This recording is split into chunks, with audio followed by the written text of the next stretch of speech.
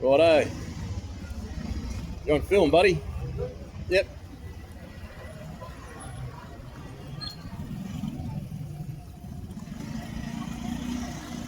Yep, it's filming.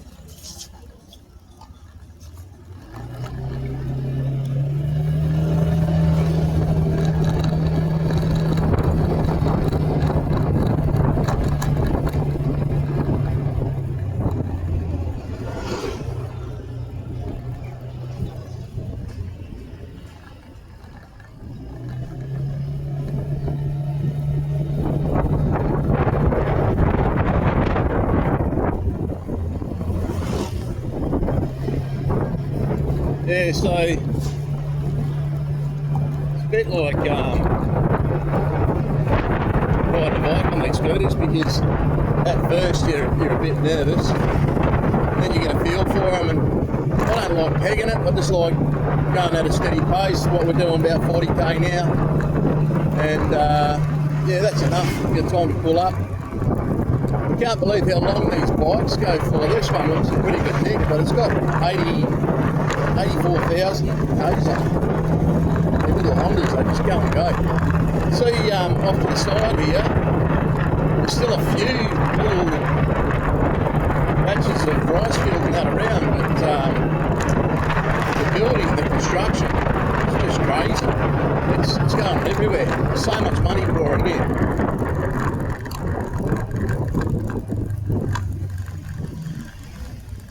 Some of these intersections can be a bit hairy, so that wasn't too bad.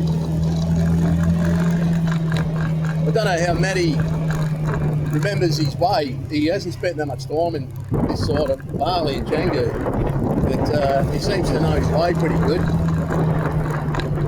My internal GPS ain't what it used to be.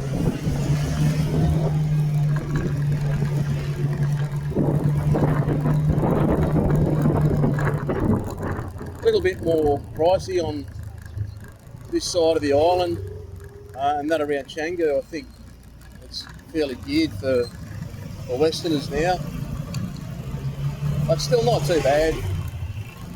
You know, the sort of brickies and stuff you have here, you know, for 20 bucks, you'd pay a lot more than that at home. So, yeah, instead of waiting, you go on the footpath. Check it out. Gonna go up that way. Alright, can't beat them, join them. Woo! Alright, and then that happens. Just have to take your time and be careful, really. That's cool.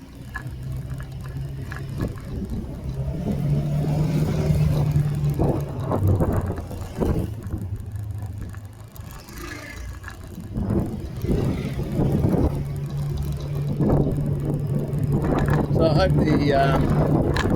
the software that's designed to stabilise the filming is doing its job, because the camera's on that came with the bike, she's pretty rigid. So this will test it out. See, Matty knows where he's going and I don't. I'm stuck behind this person. There's times like these when you push, that you can look, even the cars going bloody you can come unstuck. Have a take it. Here we go. That's all good, gentlemen. Okay.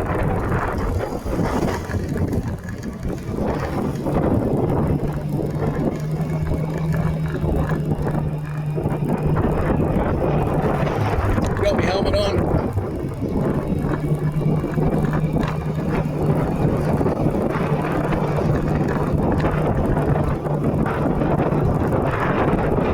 Too bad yet. Coming here was worse, but that was, I guess, because it was in the evening, afternoon, people knocking off work.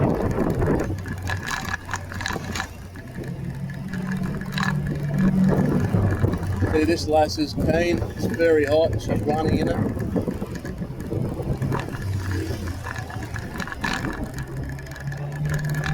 I say very hot. It's probably about maybe 34. Something like that, but it's fairly humid. It's not actually as bad as I thought it would be.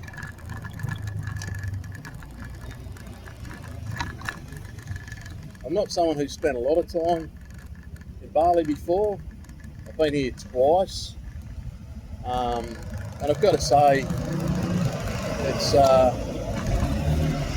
it's easy to really like the Balinese. They've got beautiful smiles and they're so warm, and I find it a lot easier to, especially with the Balinese guys, have a bit of a rapport and a yarn, a bit of a laugh. They have great senses of humour and laid back. Not so much in Thailand, to be honest. But I guess a lot of the locals here speak English, and in the outlying areas of Thailand that can be an issue. I speak rudimentary Thai, enough to get by and have a basic conversation, but there's a lot of different dialects over there too, whether it's Khmer or Lao or Isan, and yeah, it's challenging. You pick up a word here and there in conversation, so you're not lost. Don't know how the audio's coming over. Might be talking to myself all this time, but well, I used to do that when I was mad. Now I'm not mad because I've got a phone to talk to. Makes sense, eh?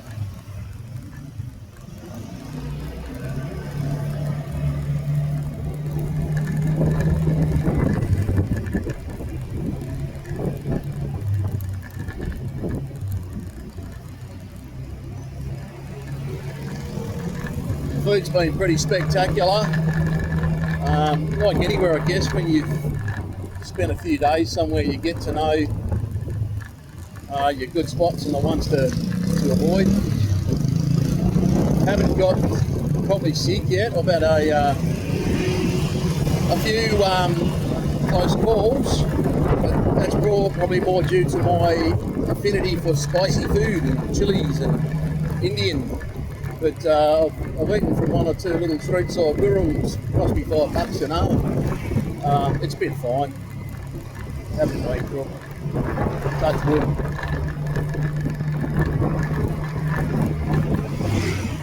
Can't say the same for poor Liam. Liam and Amber, who just got married over at the Midlands Yacht Club, which was a beautiful thing.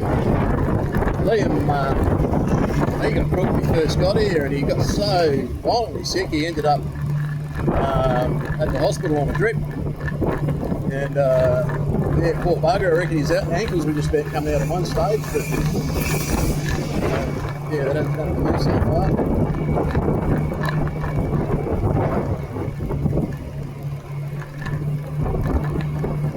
We got Aussie dollar, 10,000, so it's an easy conversion, you know. Something costs 50,000, well, that's $5. I think the biggest denomination in the currency is 10,000, so $10. So I made the mistake, well, not really a mistake, because it was 10.3 when I got it out, so I got $1,000 out all at once.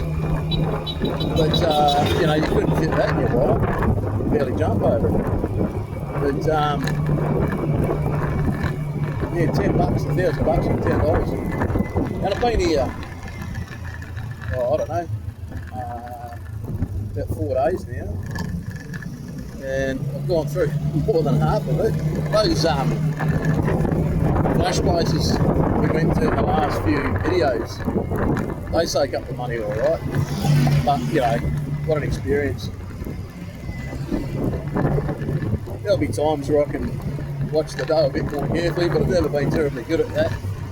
Especially when I've had a few beers, I'm a sucker for giving money to bloody, you know, single mums holding kids and skinny old people and things like that.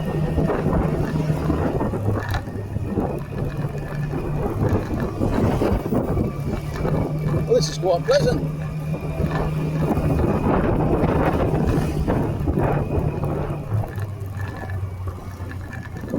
One of the things I love about Bali as well is the style. You know, look at all these things hanging over the street. I can't adjust the camera angle too much, so I hope you pick them up at a distance view.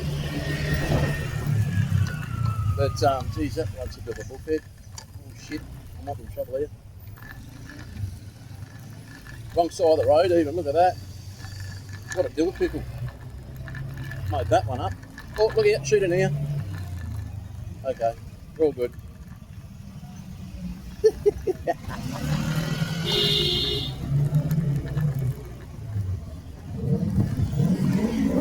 Oh, there's the police. Hey? Oh, righty here. Righty-o. Just when I overtook, I didn't know where I was going. Here we go. So I had to go on the footpath on the other side of the road. I'm going a different way. I thought I'd better improvise here. There's a car coming. Oh, you're going a different way. Feels like we're going back the same way we came.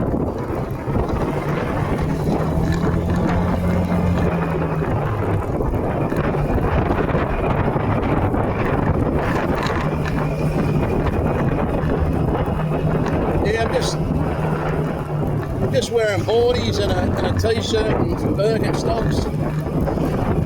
But it's too bloody hot to cover up and anything.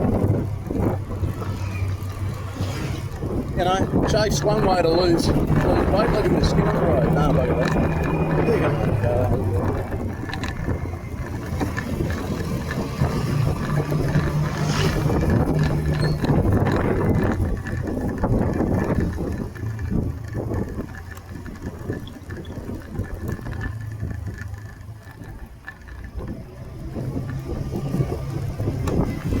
I'd have to get past this guy. He's loaded up with washing or something, I think.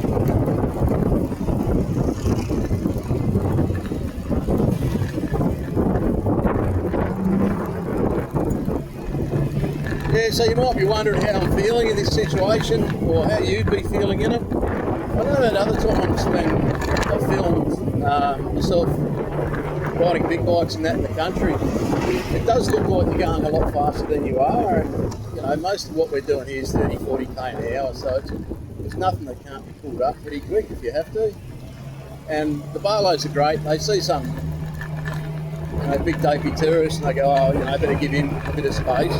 Most of them do. But yeah, I feel quite relaxed, to be honest. It's not really a dicey situation. As you saw before, you have to think on your feet sometimes a bit, but good.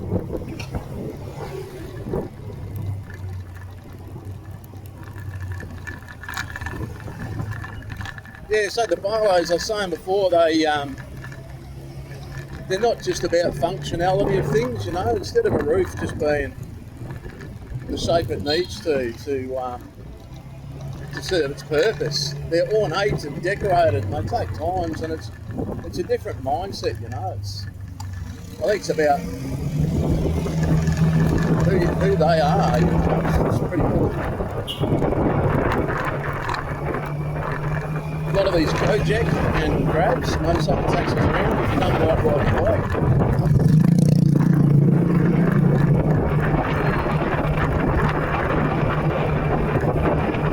I have got my international motorcycle rider's licence and that, by the way, so there's nothing I'm doing that I'll get picked up for other than the odd section on the footpath. But that's a fairly local thing to do.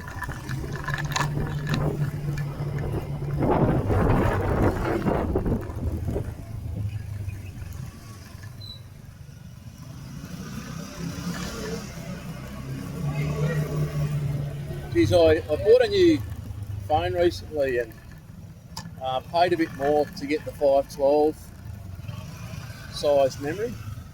I'm glad I did now because I've got some footage on this that I'm going to be able to keep doing for a while before I have to transfer it to the cloud or an external drive. Where you going, mate? Go right. Have a look. Oh, okay. I've been in here before. What's this place?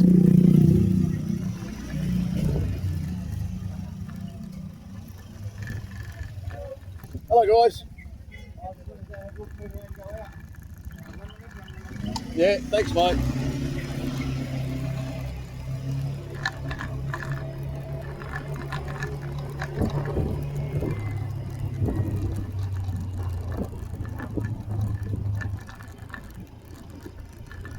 Something on the beach here, Matt, says it's worth having a gander at. The boys had tickets there already but they were good enough just to let us have a quick look. Come and surf here before. Oh, good surfing spot. Yeah, right. The surf in the time we've been here has been pretty epic. Like, double overhead just about every day. Not that I've gone out at it. I reckon I'd have a coronary getting out through the whitewater, to be honest. I did have the intentions of going surfing here, but I had pictures in my head. There's a place called Lacerations where there's just this, 3 foot bloody lazy left where you can paddle back out around the break so you don't have to go through the whitewater. And that's what I had in my head, but that hasn't been the case so far. It's been pretty heavy going. Thanks, fellas.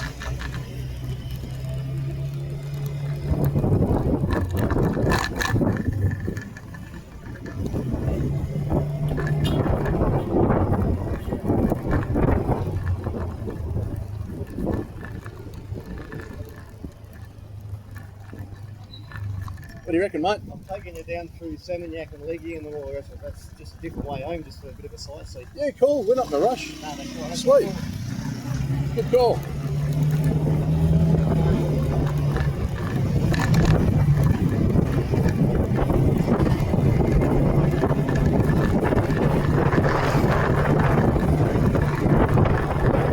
A lot of good hotels and restaurants.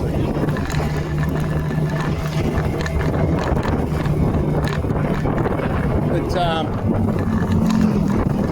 yeah, for an older person like myself, I mean, I'm not ancient, but I'm not one of these good-looking kids that you see around everywhere now. And holy shit, the young fellas, they all covered in tattoos. Bloody, you go to the gym all the time. The big, strong, strapping young fellas. Matt was saying he reckons a lot of them are FIFO guys because there's not much else to do on FIFO than use the good gyms they've got on site.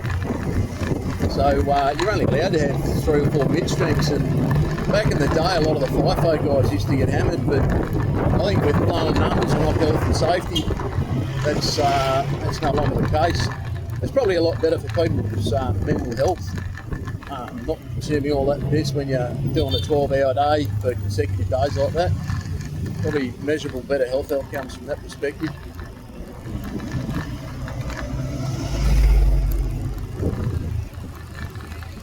Beautiful, these overhanging trees. Yeah, sometimes you start to enjoy the view, and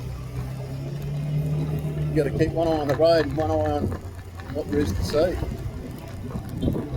So there's quite a lot of Russian people here now. A lot of investment from Russia. I think because of the geopolitical situation, there might be, the conscription age children of wealthier Russians might be out of arm's length of conscription by being somewhere, and they're here long term. I think the families are investing,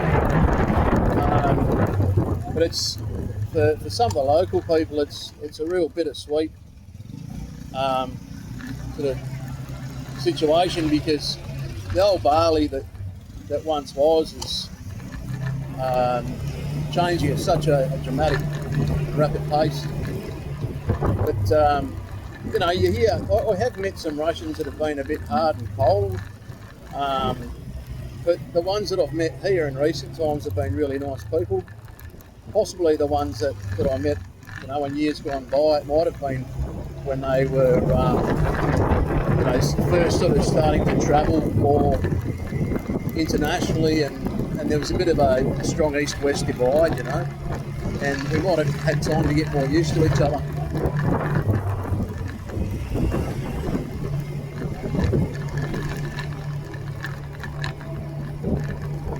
I hope my thoughts and philosophies are digestible.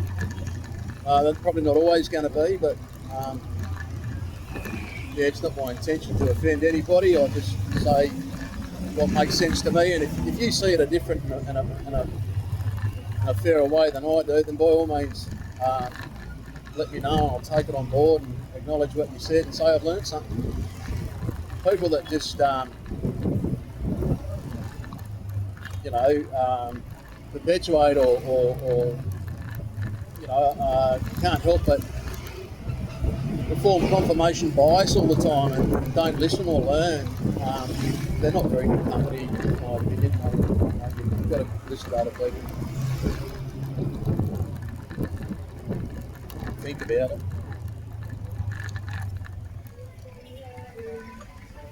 Now,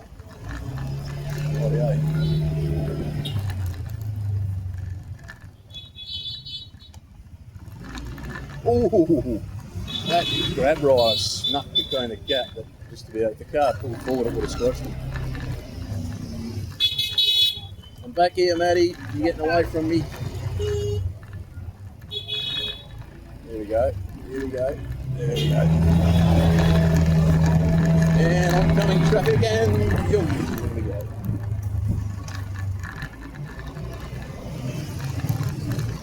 Well, I'm not hungover today. After the last couple of nights of partying pretty hard, last night I just had 3 mid-strengths and went to bed, so a lot better condition for doing this. Oh, there's some pretty girls around, holy cow. Yeah, it's the trouble when you're an old fat bugger, you know, sometimes you have to make sure that you're not making anyone uncomfortable by looking too long, or you can notice but you can't stare, you know. You've got to be all your, what do they call it, all your social currencies depleted when you're sort of older and you don't look after yourself that well.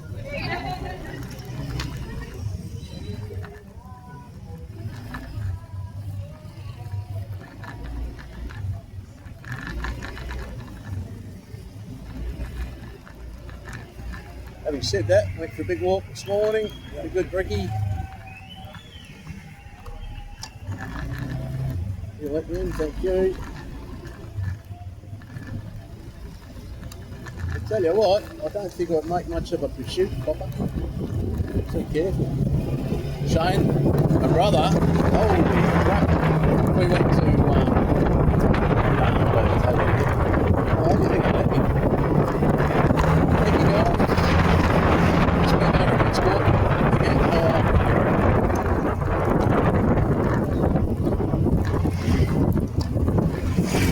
Yeah, we went to Borneo, I don't know, 18 months, 2 years ago. We rented a car and he drives a car like he rides a bike. I mean, far out, the old Puckapunya was doing overtime. Going up. But it was an awesome trip, amazing trip. We had a great time. Where's he gone? Far out, he's right up there now. Here we go. So Matt, he does hard enduro dirt bike riding. He's bloody fearless on a bike. And yeah, I mean, I ride a big road bike, but I'm mostly a country rider. And in traffic and things like that, I'm probably a lot more cautious. He probably thinks I'm a bit of a sook on a bike, but hey, I'd just rather be safe than sorry. Get a bit more cautious in old age. Of course, there'll be those of you watching this that the way I ride's risky, but yeah, I think so.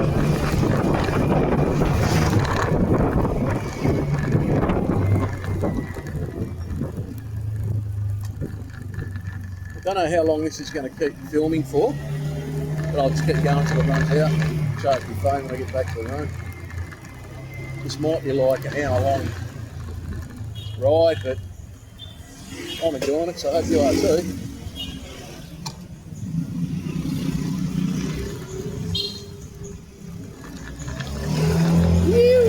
Thanks, mate. Look at all these bars and stuff. Tattoos. Everywhere tattoos, because this generation they want to be different like everyone else. Have tattoos. Nah, that's a bit unfair. I like tats, I just I got them when I was their age, I suppose. Yeah, I did. But they weren't fashionable back then like they are now. Mum says, oh, only criminals and bikies and people in jail get tattoos, so she was quite upset. But she was kind of right, because the bikies, the coffin cheaters hit one of my tattoos near the casino, and the other one was, I got bikies to do it at the Hells Angels up in Darwin. And they were bloody good tats too. I could have had them, like, they faded after, because I got the traditional green Indian ink, and they faded a bit after about 20 years. So I had them touched up when I was at Bali some years back. And they did a good job, but yeah, that when you first get them done with a real fine nib, there's a lot of detail that going back over, it's not quite the same, but I didn't want to change it because they're great tats. I reckon anyway. You got to like your tats.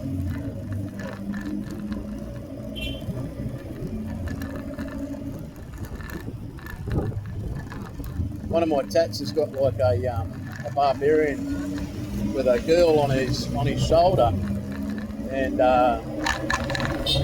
you can see her bum. And one of the jokes over the years with the kids, they'd say, "Oh, show us your tats, show us your tats." So I'd show them, and then I'd grab the bottom of the skin and stretch it, and I'd make the fart noise, you know, and the kids would roar laughing. And that's been good, that is.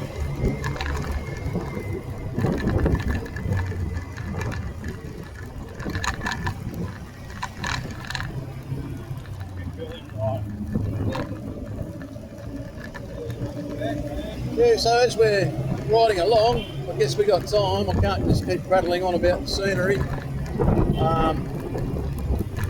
the conditions and that. It is lovely and it's enjoyable. There's a nice cool breeze coming in now. But there's other things, you know, when you're in a hotel room and that, you sort of got your phone. I spent a fair bit of time on YouTube looking at different content, and I enjoy YouTube a great deal. But yeah, geopolitical stuff that's going on is, between the Palestinians and the Israelis, and Ukraine and Russia, and how that's all going to pan out. You know, talk about bloody nuclear war. I hope it's majority sensationalistic clickbait for YouTube content. I hope it is, but it's sounding, you know, there's some people on there like American generals and stuff that are sounding, you know, fairly credible, and it's a bit of a worry. And also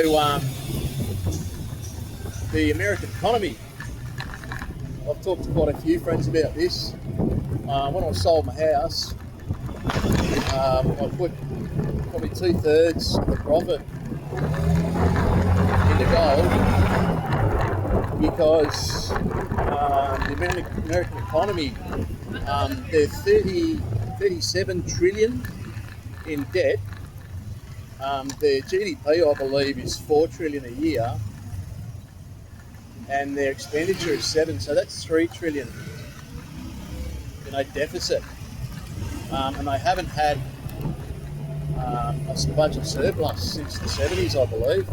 And so once upon a time, if you don't know a bit about this, just as we're riding, I'll yarn a bit just to fit you in what I've learned.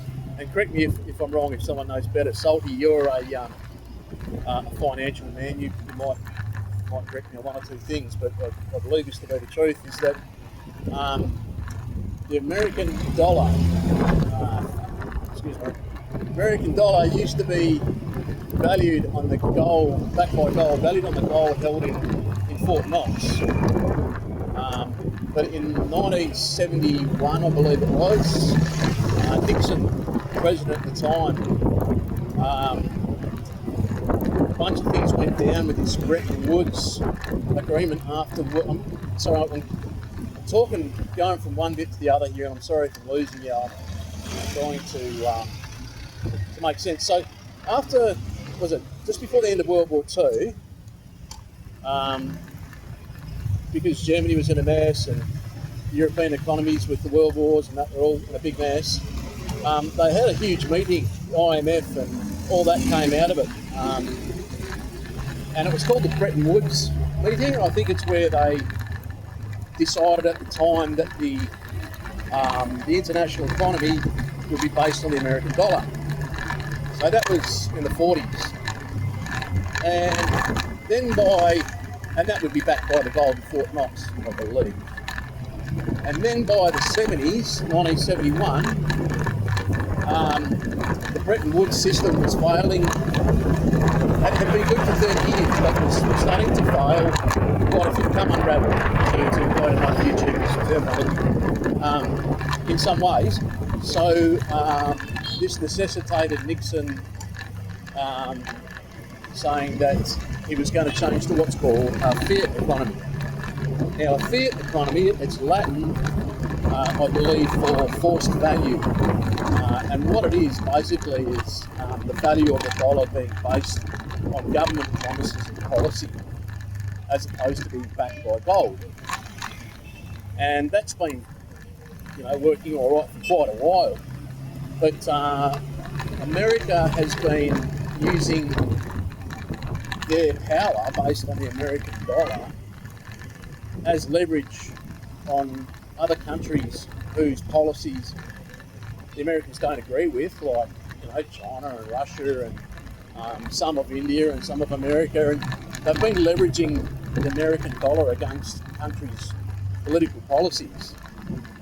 And so, to the extent now that everyone's bloody sick of it, fair enough, because the Americans have been throwing their weight around in that regard quite a lot for a long time, being dictatorial. And so now there's a bunch of countries, there's 40 something of them, called the BRICS group, and the BRICS group have got together and are basing a monetary system back on gold. Now, if they back it on gold, the price of gold is going to go through the roof. If war breaks out, like all times when things are uncertain, gold goes through the roof. If the Americans want to get out of some of the trillions of dollars of debt they're in, that means they revalue gold. They have the power to revalue gold. Then gold value goes through the roof. So for a bunch of reasons, gold seemed like a prudent investment, especially at the stage. All right, I'll change the subject. Probably had enough of that, but yeah, we're going for a bit of a ride. So geopolitics. Go, mate. You go. Go, Copper.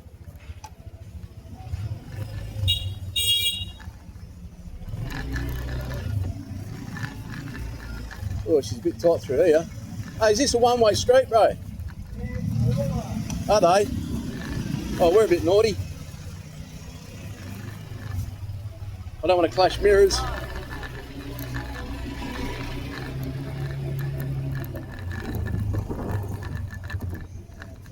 Only applies to cars. Oh, only for cars, it's one way. Oh, well, that's very accommodating. Look at this trendy little area. Hey, what's this place called, Matt? No, you can't hear me.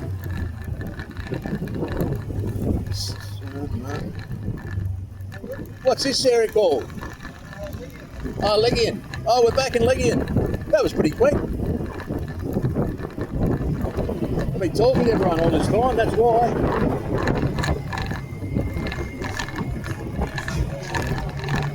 All the bars are starting to crank up. What's the time? 12:30. Too early for me.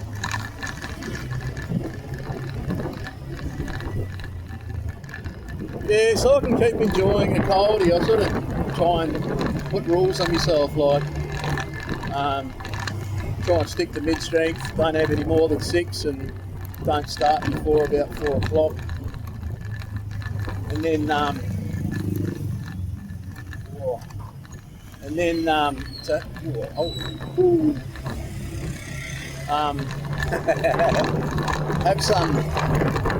have some tucker on the go, because once you've had a few beers, the smell of your tucker makes you hungry anyway. You have a feed, and once you've had a feed, I generally don't like to drink anymore. Everyone's walking around drinking beers.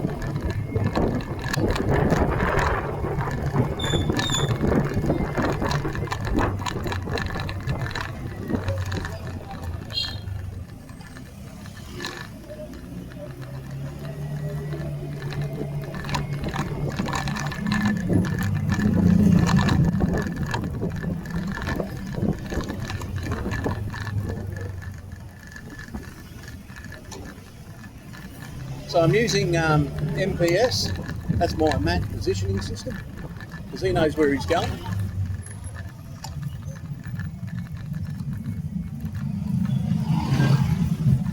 Thanks, mate.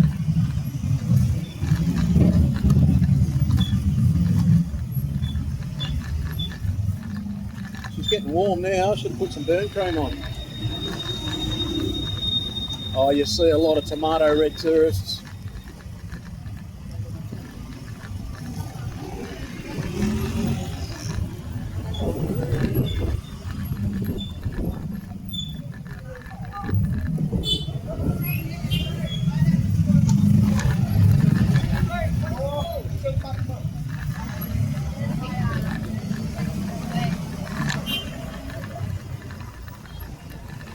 So much to see.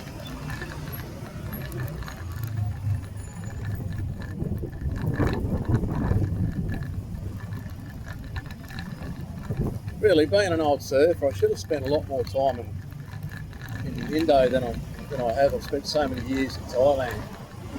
But I guess once you speak the language a bit, it keeps you coming back. And Dong, he speaks pretty good good Indo, so, and he's got a lot of mates in that here as well.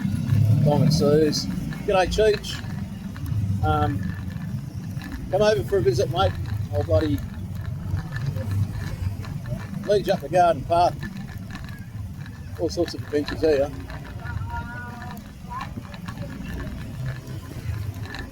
G'day to all the pod crew and all dwelly mob. And that's all right about the sapphires, no worries. I'm going to have a look at going to a place called Mogok, which is in Myanmar, Burma, and that's where some of the world's most expensive and best rubies come from. And see if I can pick up a ruby from the source for a lot cheaper.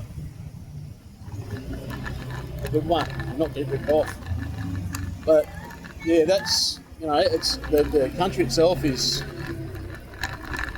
under great civil unrest, and there's mass killings, and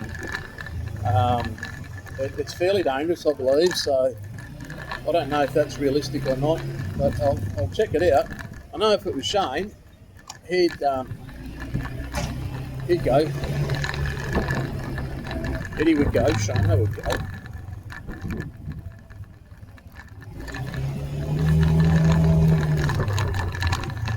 G'day to Dave, I'm looking forward to Dave coming over.